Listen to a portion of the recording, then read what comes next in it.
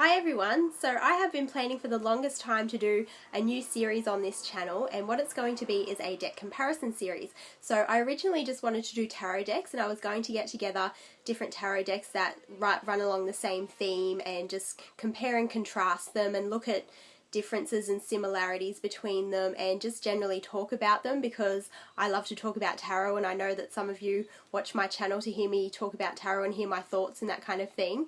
But it's not to say that one deck is better than the other, it's just to kind of look at them and look at what's different about them, what's the same, how they work differently, and how their energies work differently, and how you can enjoy working with them.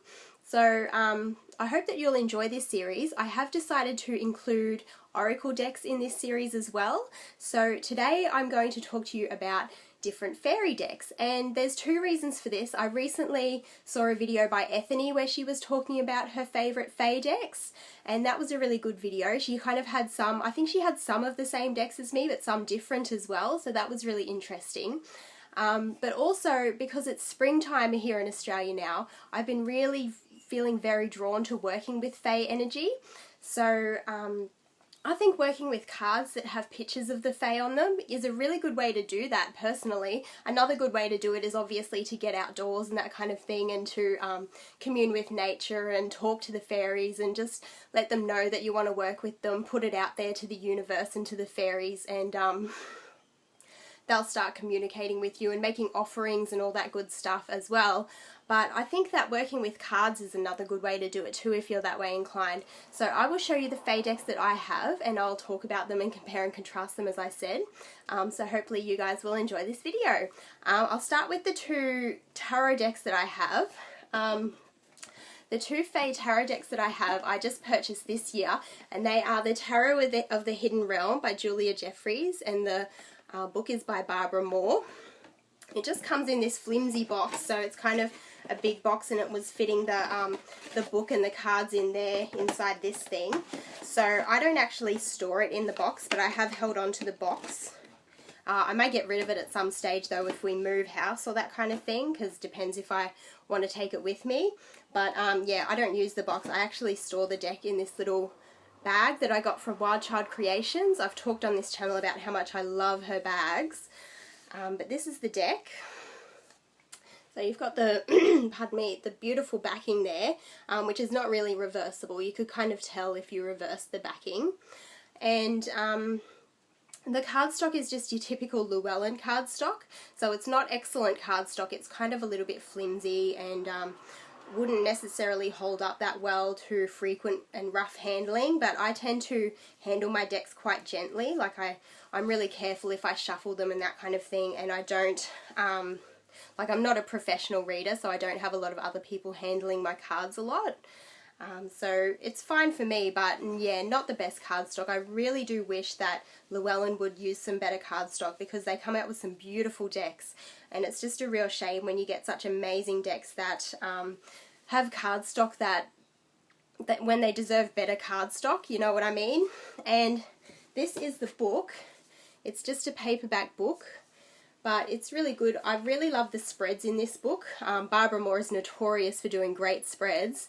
And I also love the spreads that she gives in the Shadowscapes tarot book. Pardon me. And I also have her tarot spreads book, which is excellent as well.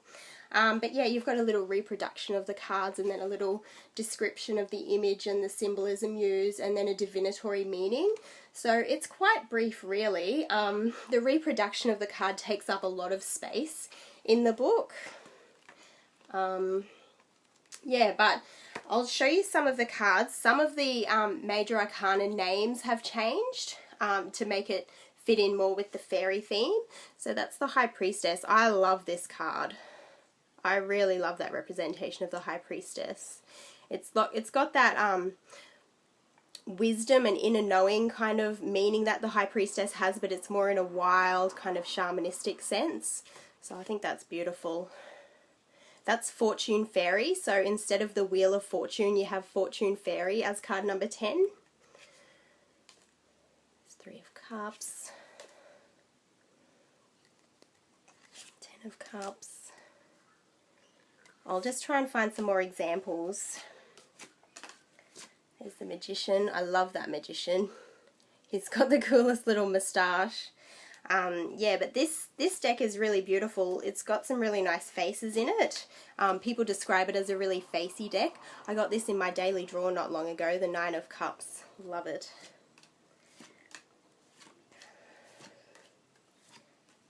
There's 9 of Pentacles.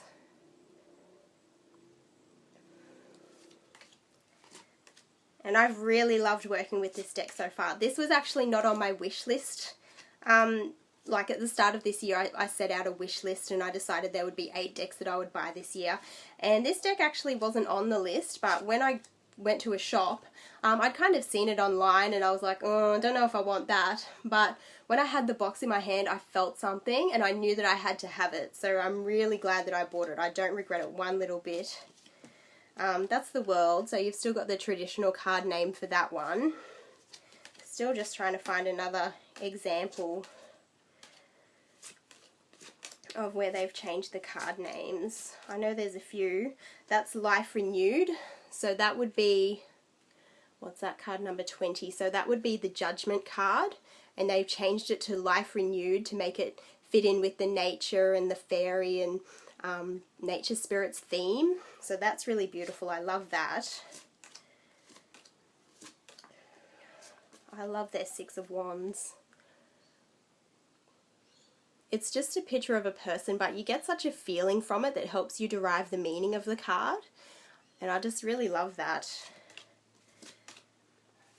You've got the Hanged Man. They've kept the name of that one.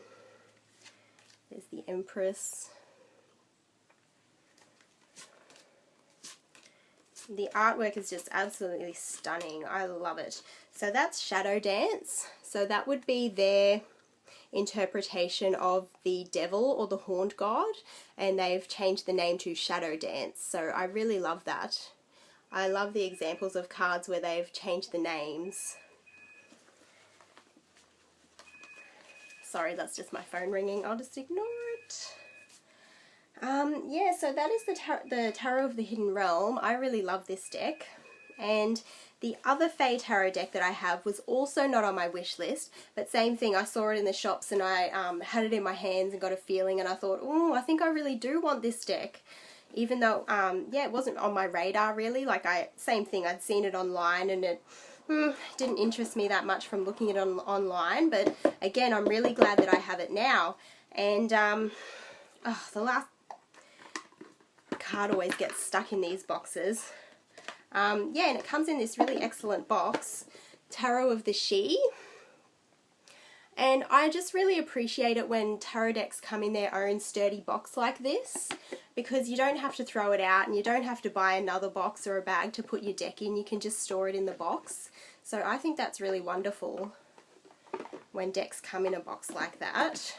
And that is the guidebook that comes with it. So it's quite brief, especially for the minor arcana. She's sort of got a little bit of a lengthy description of the, like you've got the divinatory meaning and the keywords and some artist's notes about the symbolism again for the major arcana. But for the minor arcana, it's really quite brief. But what I like about it is that there's a little poem or verse. Like, I'll just pick one out. If I find a minor arcana. Yeah, so you've got Dancer 2, and she's changed the names of the suits for this deck, which I like how she's done that. And apparently it just came to her while she was doing the housework. She talks a little bit about the creation of the deck in this book, and it's really interesting. I really love it. Yeah, so where were we? Dancer 2. So the poem is, when two lives live as, when two lives as one do flow, love's reflection will ever grow. True companions of heart and soul, they dance together to make a whole. And then you've got the keywords, which are soulmates, love, friendship, compatibility, harmony, and trust. So it's really brief, but it's just a beautiful little verse that tells you what the card means. So it's beautiful. I just love it.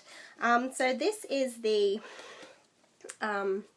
backing of the card, and this is called the Great Glyph. This symbol is called the Great Glyph, and it talks a little bit about it in the book, especially in the foreword by John Matthews. So John Matthews does the foreword for this book, which is really good. Again, not really reversible, so you would be able to tell if you reverse the cards, but not that much. You could reverse it if you want to. It's not sort of too different that it'd be distracting.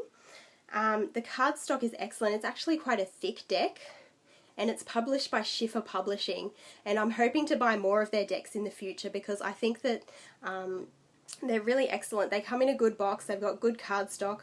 I just can't complain. I haven't really got anything to complain about with these cards.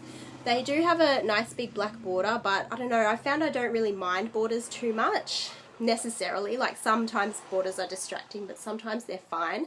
So that's the Fool.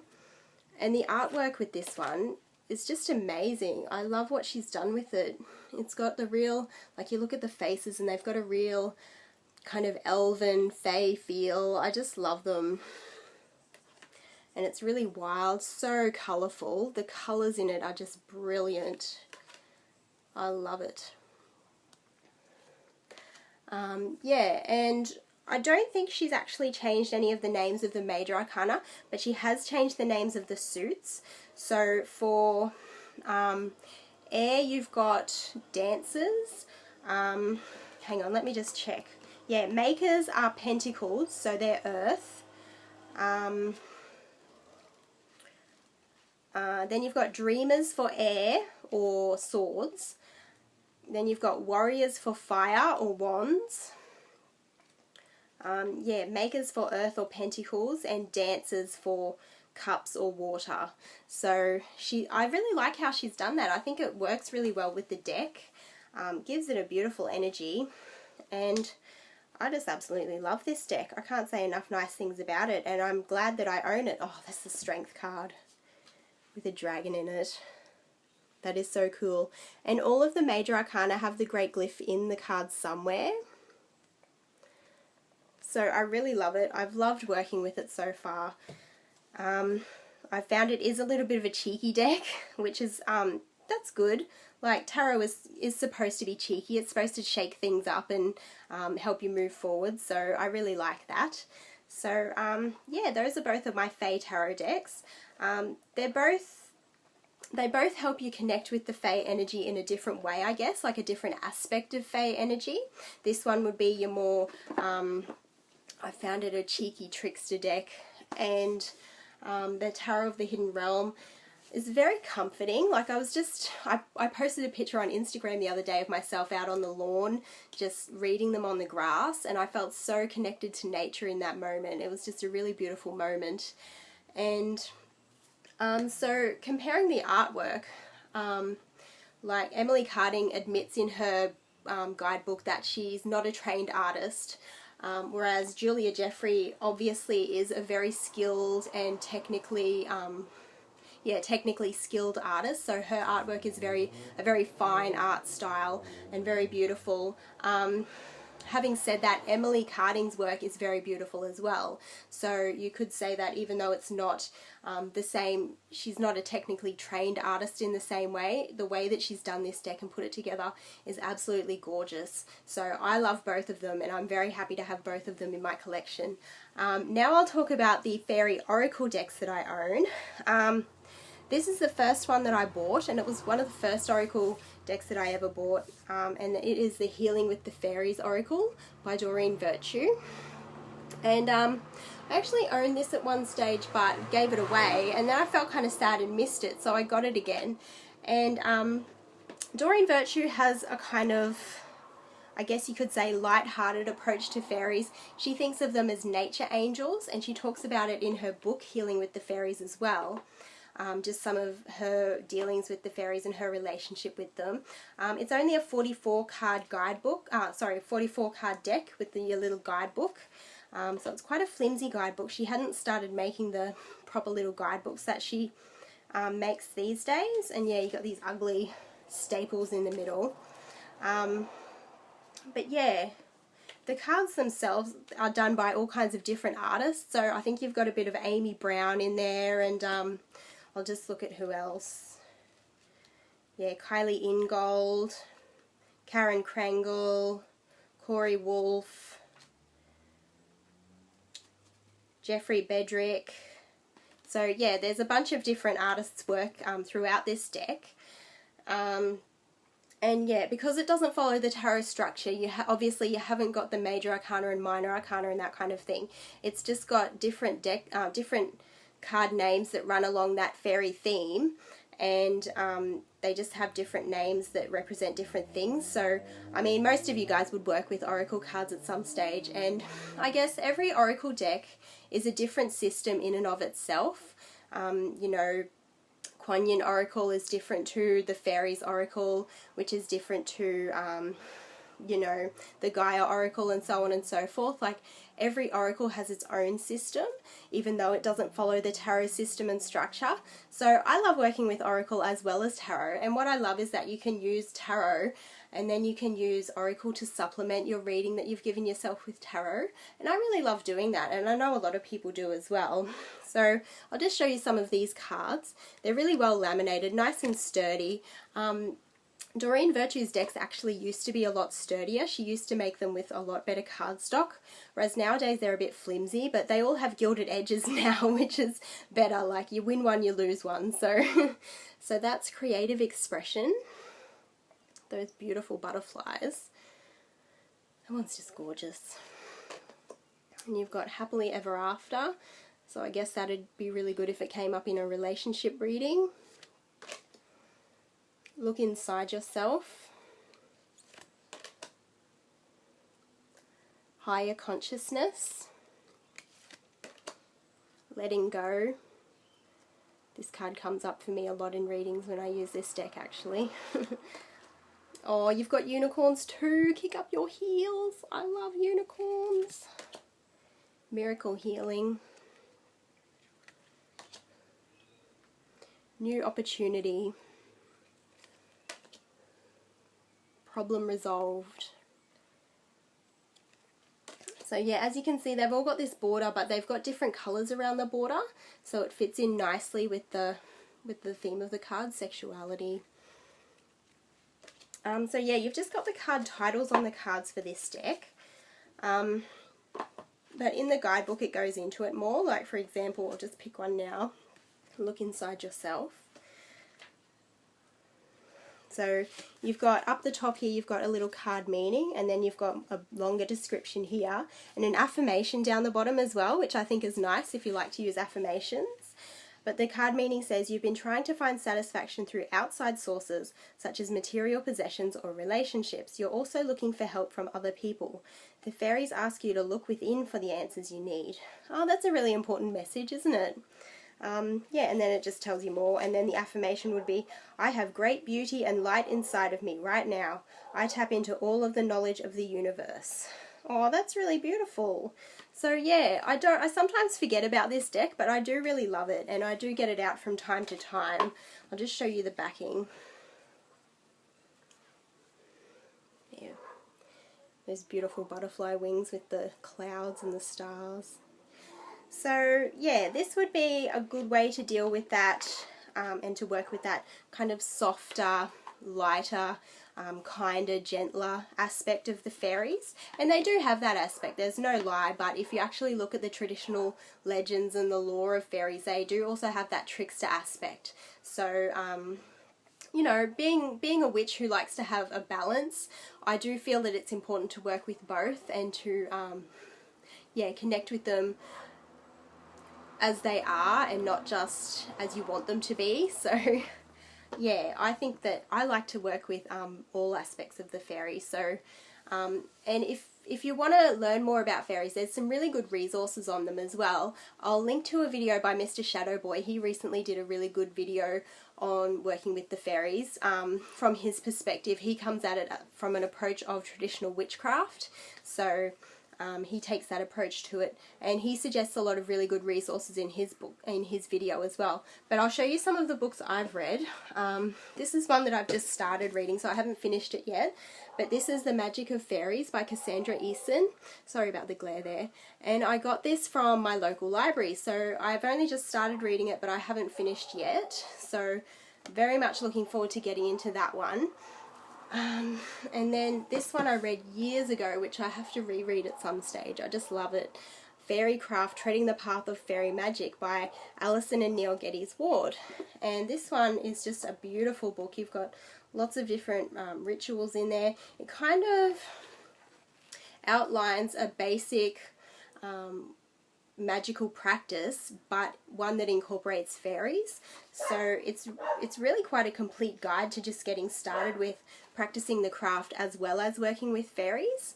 So I really like it for that aspect. And one of my favourite parts in it is where they talk about the different fairy queens and kings.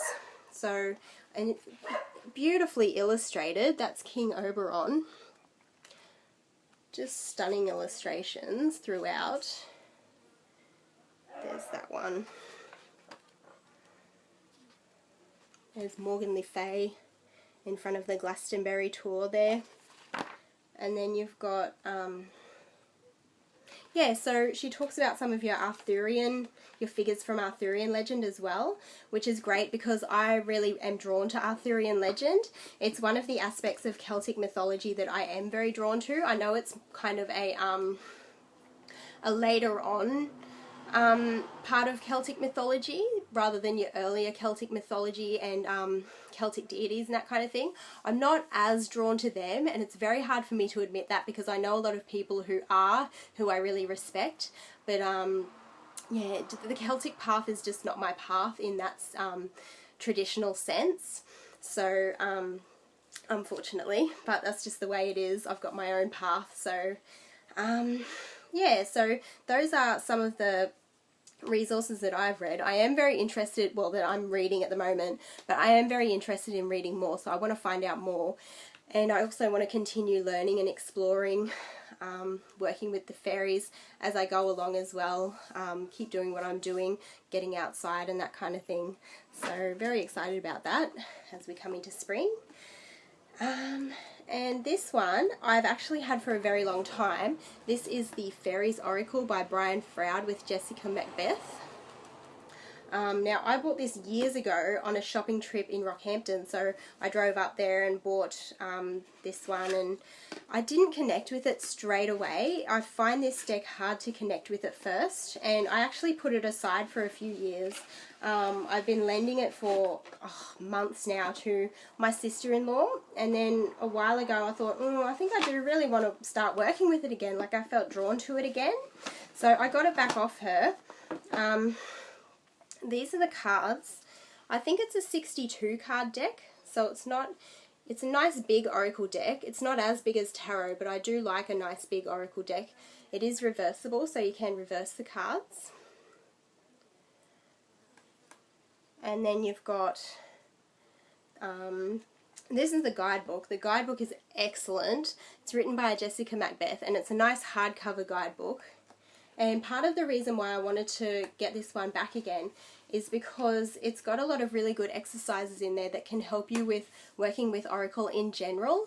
So you work on which cards you're drawn to, which cards you're not, and you journal about it, and it helps you reveal a lot about your shadow. So it's shadow work as well as getting to know your deck, which I think is really, really important, and you can use that for any deck. Almoon513 talks about that a lot in her videos, that she loves the exercises for getting to know your deck and getting to know yourself that are in this book.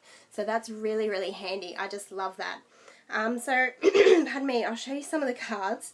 So they've got the image there, and then you've got a little number and the title of the card. So you've got, oh, that gnome. They've got really funny names, some of them. Some of the cards are humorous as well. The Singer of Initiation. I love the Singer cards too. They're kind of abstract, but you get a real energy from them.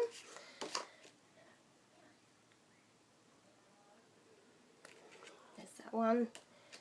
Sylvanus. I love that image. I think I did write this down as one of my favourite cards, and then I did a whole heap of journaling about it and why I liked it and what energy I got from it, etc., etc.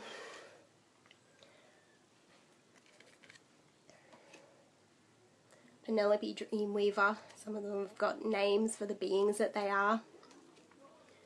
So yeah, the artwork is just really stunning. I think one of the things I've found hard about working with the deck is that it is a whole system all of its own, so it's quite a complex system, and it does take some time to work with it and get to know it, I feel. Pardon me, but also you don't really have a very descriptive kind of card description down the bottom. You've just kind of got the card title, so it doesn't give you very much to go off. Yeah, but I do really love the deck. I've got some of them reversed in there as well, but I'm looking forward to working with it more. I have been working through the journaling exercises and I'm really enjoying doing that.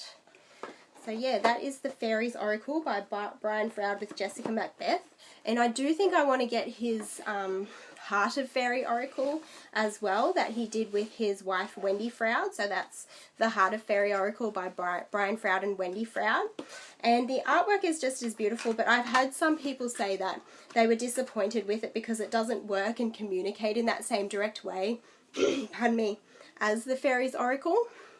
But I think that's okay. I think coming into working with a new Oracle deck, up to a point you have to let go of some of your expectations and just kind of take it for what it is and be open and receptive to what's going to come through from that deck, even though it may not necessarily be what you expect from your preconceived notions, according to one of the creator's previous decks and that kind of thing.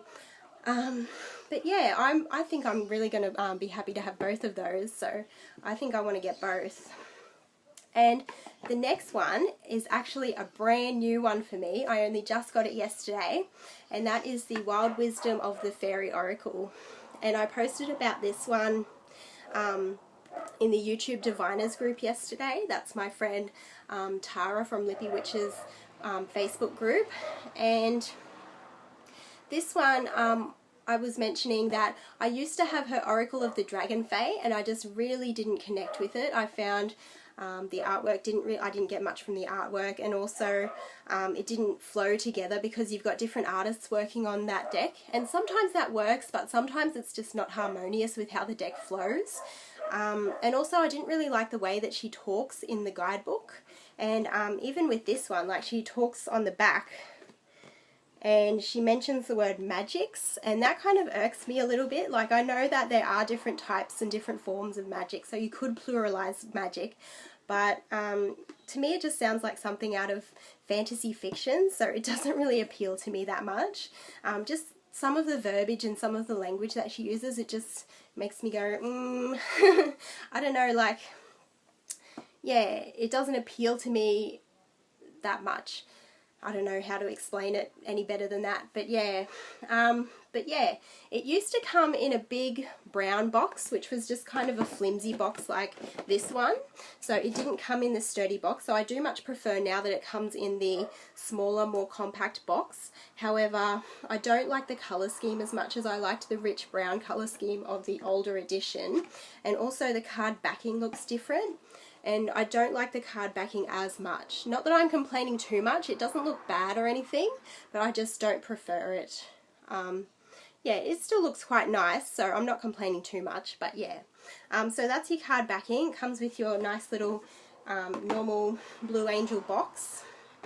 And then you've got the guidebook, which is really good. I had a little bit of a flip through the guidebook yesterday when I was consecrating the deck and I was working with the cards a little bit. But this one is by Lucy Cavendish with artwork by Selina Fenech. I think that's how you say it, Selina Fenech or Selina Fenech. And her artwork is absolutely stunning. I've been a fan of her artwork for the longest time, and when this one came out, I kind of went, oh, I think I want that, like all those years ago. But then I was like, but the guidebook's by Lucy Cavendish, and I don't always like her card titles, and I don't always like her guidebooks, which is weird because I like Lucy Cavendish's other work, but just sometimes, yeah, that way that she talks in that kind of fantasy fiction kind of a way, that's the best way I can describe it. It just makes me, I don't know, I just don't like it that much, if that makes sense. But yeah, I'll show you some of the cards. These are absolutely beautiful. And this one's really helpful because unlike the Fairies Oracle by Brian Froud, you've got the card, the name of the card there, and then you've got a little description as well. So with this one, you've got Golden Gift, magical help is on its way. And then you've got Snail's Pace, Slow Down, Grounding, Listen for the Heartbeat of the Earth, Subtle Energies. This one you've got The Littlest Fairy, Appreciate the Beauty and Value the Exquisite and Small. And yeah, I find that it's just really beautiful and they do work together harmoniously. And I don't know, it kind of makes me think maybe I will give Lucy Cavendish's decks a chance after all. I think that I will get her Mermaids one at some stage in the next couple of months, like maybe towards summer. I'll be wanting to work with mermaid energy a bit more. But I'm also thinking of getting her Jasmine Beckett Griffiths decks because, again, I love Jasmine Beckett Griffiths artwork. But yeah, I was put off from buying them for a while because Lucy Cavendish did the guidebooks. But yeah, I like some of her work, but just some of that way that she talks in that really woo-woo way kind of, I don't know, makes me irked. But yeah, I'm loving this deck so far, and I'm really glad that I bought it so far. So yeah, those are all of the fairy decks that I own. I honestly probably couldn't pick a favourite out of all of them. I'm really glad that I own all of them, and it's hard for me to pick a favourite deck at all, really. So far I haven't got a deck that's my #1 favourite forever deck. Not saying that I never will, but just at the moment I'm loving all of my decks, and I'm collecting a few. I do feel at some stage that I will stop collecting decks, but at the moment it's just a fun thing to do, and it's kind of like a legal high when I'm on the internet looking at different decks, and then I find one I like and go, oh, how much is it? And like look up the price on Book Depository and, oh, when can I afford that? And then I buy it, and that's a big rush, and then I wait for it to arrive, and then it arrives, and it's just, it's like better than drugs. And I try to tell myself, you know, at least it's not drugs. So it's that legal high, and I'm just really enjoying it at the moment. Not saying I'm going to collect decks forever, but at the moment I'm really, really loving it. And yeah, like I'm liking having different decks in my collection and at my disposal so that I can use different types of decks for different types of readings and for different moods. You know, sometimes I will be in the mood for Tarot of the Hidden Realm and just that beautiful, naturalistic, kind of nature, earth-based energy. Sometimes I'll be in the mood for the cheeky, kind of punchy energy of the Tarot of the She, and sometimes I'll just be in the mood for a kind, loving hug from the fairies, like healing from the fairies and so on and so forth. So I'm really enjoying all of these decks, and yeah, I hope that you have enjoyed the first video in my deck comparison series, and thank you very much for watching. So I will see you next time. Bye!